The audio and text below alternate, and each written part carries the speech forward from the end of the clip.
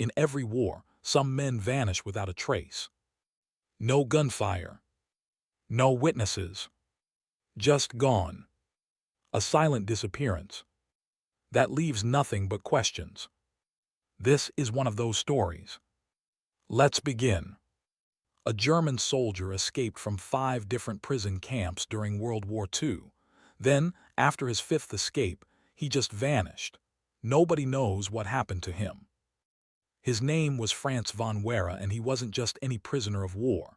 He was a fighter pilot, a showman, and probably one of the most stubborn people you'll ever hear about.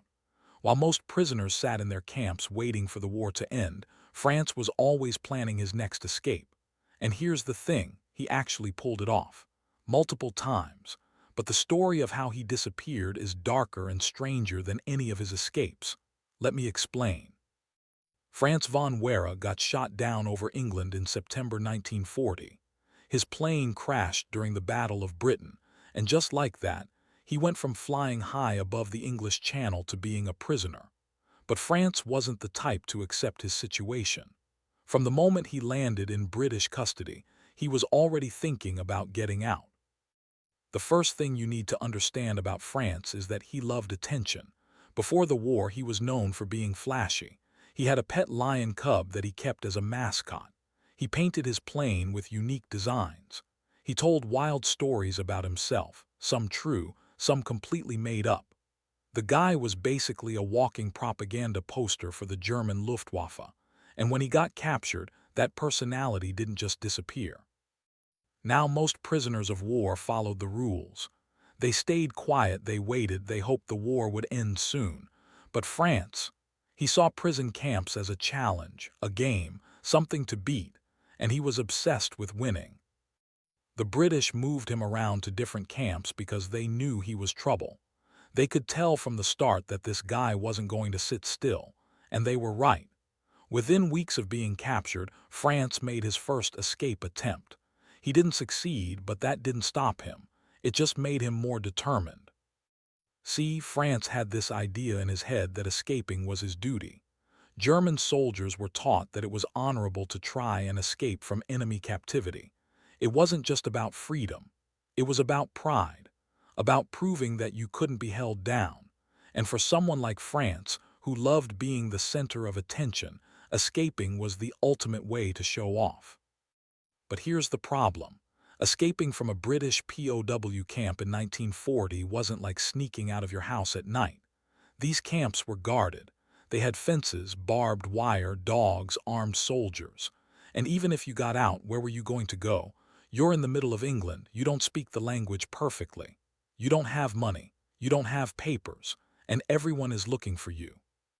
That didn't matter to Franz. He tried anyway. His first real escape happened in October 1940, just a month after he was captured. Franz and a few other prisoners managed to get out of their camp by cutting through a fence. They ran into the countryside, trying to make it to the coast. The plan was to steal a boat and sail back to Germany. It sounds crazy because it was crazy, but they almost made it. Almost. The British found them before they could reach the water. Franz was caught hiding in a barn, cold and exhausted. They dragged him back to the camp and threw him in solitary confinement. Most people would have given up after that, but Franz just started planning his next attempt. A few weeks later, he tried again. This time, he pretended to be sick. He faked an injury during a soccer game and got sent to the camp hospital. While he was there, he stole a British officer's uniform from the laundry. Then, dressed as an officer, he just walked out the front gate. He saluted the guards. They saluted back, and he was gone. He made it a few miles before someone noticed he was wearing the wrong boots. A British soldier stopped him on the road and asked for his papers. Franz didn't have any. He tried to talk his way out of it, but it didn't work. They arrested him on the spot. 2 escapes down, 3 more to go. The British decided Franz was too much trouble to keep in England, so they shipped him to Canada. They thought putting an ocean between him and Germany would calm him down. It didn't. If anything, it made him more creative. In Canada, Franz was sent to a camp in Ontario. It was the middle of winter. Snow everywhere, freezing temperatures. Most prisoners just tried to stay warm, but France saw an opportunity. He figured that if he could escape during winter, the guards wouldn't expect it. Nobody in their right mind would try to run through a Canadian blizzard. So that's exactly what he did. In January 1941, France escaped from the Canadian camp. He climbed over the fence at night and started walking. He had no coat, no food, and no real plan, but he kept going. He walked for hours through the snow until he reached a small airfield, and this is where the story gets wild. France walked onto the airfield like he owned the place. He found a plane sitting on the runway and convinced a mechanic that he was a British officer who needed to test the aircraft. The mechanic believed him. Why wouldn't he? France was confident. He spoke English well enough, and he was wearing stolen clothes that looked official. The mechanic helped him get the plane started. France climbed into the cockpit, started the engine, and took off. For a few minutes, he was actually flying again. Free in the sky, it must have felt incredible. But then the plane ran out of fuel. France tried to make it across the border into the United States, which was still neutral at the time, but he didn't make it. The plane came down near the St. Lawrence River, right on the Canadian side. He was arrested again. 3 escapes, 2 more to go. At this point, the British were losing patience. They sent France to another camp, this one with even tighter security. But France wasn't done. He spent weeks studying the camp layout, watching the guards, memorizing their routines. He made friends with other prisoners and convinced some of them to help him dig a tunnel.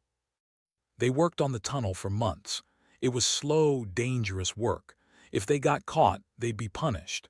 But they kept digging. Finally, the tunnel was finished. France and a small group of prisoners crawled through it in the middle of the night and came out on the other side of the fence. They scattered in different directions. Some got caught within hours, but France made it to a train station. He bought a ticket using money he'd stolen and got on a train heading toward the U.S. border. He actually crossed into New York State and made it to a German consulate. This was his most successful escape. He was free. He was in neutral territory. The Americans couldn't send him back to the British.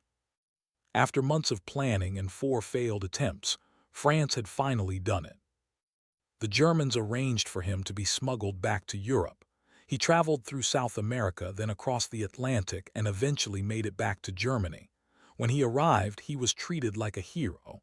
The Nazi propaganda machine loved him. Here was a German pilot who'd escaped from the enemy not once, not twice, but 5 times. They put him on posters. They wrote articles about him. He became famous. France went back to flying. He rejoined the Luftwaffe and continued fighting. For a while, everything seemed perfect. He'd beaten the system. He'd proven that he couldn't be held down. But then something happened. In October 1941, just 9 months after his final escape, France took off on a routine patrol flight over the Netherlands. He was flying along the coast, heading back to base, when his plane suddenly lost power. Witnesses on the ground saw the plane spiral down and crash into the North Sea. Search teams went out looking for him. They found pieces of the wreckage floating in the water, but they never found France. His body was never recovered. He just disappeared. Now here's where things get strange. Some people think the plane malfunction was just bad luck, a mechanical failure, nothing suspicious. But others believe there's more to the story. There were rumors that France had been planning another stunt. Some said he was trying to fly to England again, not as a prisoner this time, but as a spy. Others claimed he was working on a secret mission and his plane was sabotaged.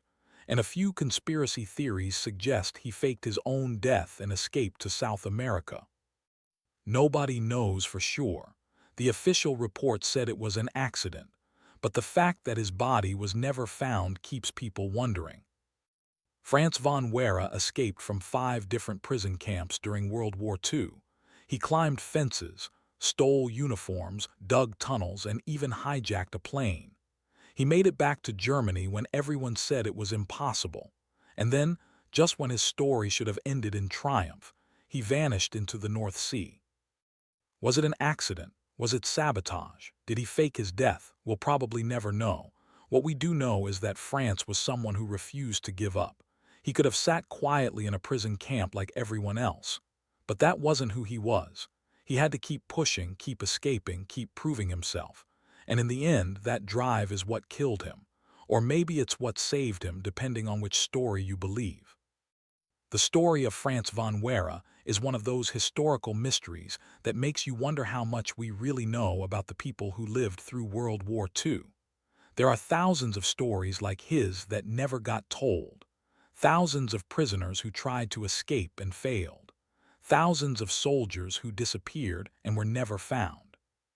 France just happened to be famous enough that people remembered him, but his ending is still a mystery, and that's what makes his story so haunting. If you want more stories like this, hit subscribe.